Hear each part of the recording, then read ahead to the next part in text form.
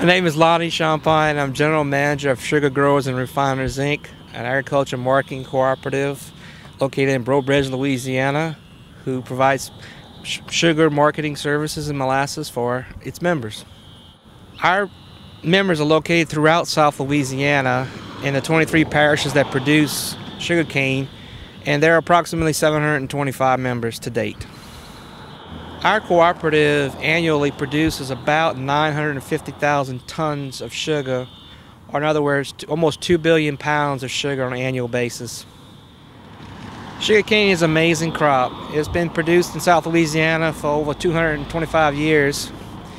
It's a C4 tropical grass. As the cane you can see behind me, it grows tall, looks like corn. It has eyes every 6-4 inches that reproduce itself. As you can see behind me, this field of sugarcane is almost 10 foot tall on July 20th, which is a pretty good height for this time of year. And it's a very clean crop. This year started out with coming out of a hard winter with some dry spring, which allowed our producers to get into the fields early, do their work, and the cane's been growing ever since. Sugarcane loves this type of weather, 90 degrees and rain. As you can see, as your grass grows, sugarcane grows. Growing sugarcane in Louisiana is a tough life.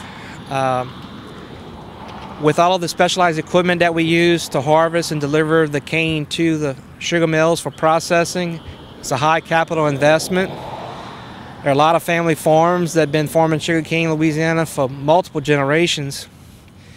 And we have probably the longest, toughest season of harvesting that I can think of, starting around October 1st, extending through December 31st.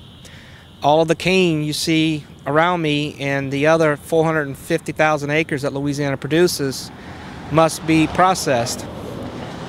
All the cane is delivered to a sugar mill at which it's crushed, the juice is extracted, and the sugar is crystallized and taken out of the cane. That sugar is then stored in warehouses throughout the state, from which we deliver the sugar to the cane refiners, which reprocess the sugar into the white refined sugar that you use on your tables. Well, last November 19, 2009 was kind of a new century for producers in Louisiana. It'll be the first large-scale integration into a sugarcane refinery, which will allow producers to sell to many more customers, you as a consumer. The venture, which I've worked on for almost 10 years with Cargill Imperial, took a lot of time but was well worth it. Once we got everything together, we started construction. We're probably 6 months into construction, and it's our hope that a good portion of the cane you see behind me will be processed at the new refinery.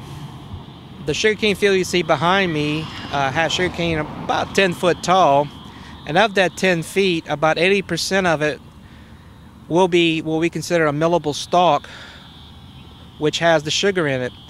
The leafy portion on top is the growing points, and that's primarily focused on growing.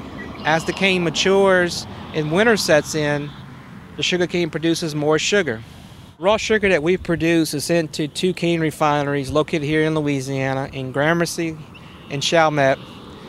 Upon refining, that sugar can end up anywhere from New York to Chicago to the West Coast, but primarily stays in the southeast United States. The recent high prices in sugar have lasted longer than most people expected. And looking forward into the next couple of years, we hope that it does stay high. The sugar price for the last 2 years have been much higher than normal due to impacts of the world economy and the world supply and demand situation. This is allowing our growers to catch up on some things and repair their balance sheets. The price of sugar remained in the 20-cent range for the last 20 years. It's really the first opportunity that our growers have had since that time to really replace tractors or pay off debt, to put themselves on a better footing for the future. Farming cane in Louisiana is a tough business, and like the rest of the agriculture community, we've seen young farmers and ranchers fleeing the farms for better pay and less hours. But part of the reasoning for doing the joint venture and trying to secure our future for the next generation was to get into refining. And it's my hope that through the venture and through the hope generated by it, that we'll see a resurgence of young producers in South Louisiana.